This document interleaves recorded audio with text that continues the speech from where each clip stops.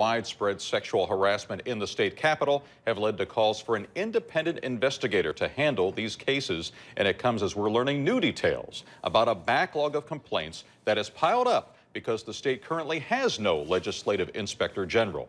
Eyewitness News political reporter Craig Walls here now with plans to address that problem. Craig? Alan, I'm being told that the legislative leaders will be considering several possible candidates for that inspector general position and that someone could be named to that post as soon as next week during the veto session.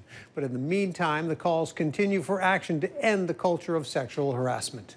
We need independent counsel to address complaints that are brought forward, period. State Senator Karen McConaughey says that's the only way to restore integrity to the process of investigating complaints of sexual harassment or other ethical violations in Springfield.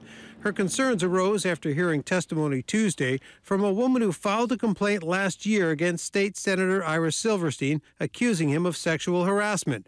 McConaughey then learned of 26 other complaints, not necessarily for sexual harassment, that have languished in a binder without any investigation because the state has not had an inspector general for 2 years. Think about the people who have filed a complaint and have heard nothing, not even acknowledgement that their complaint has been received. The injustice that has been done to anybody who was brave enough to bring a complaint forward in the first place. By statute, most complaints cannot be investigated if more than a year has passed since the alleged incident. My history of being on this commission for as long as I have, maybe only 3 or 4 of these will elevate into being a case. Senator Terry Link, the Ethics Commission chairman, does not believe there needs to be an independent agency to handle complaints, but he does see an urgency to address the culture of sexual harassment. I would like something done. I'm all in favor of this movement of having this done, but it also should be done in a situation where we're not hanging somebody before they're fully investigated.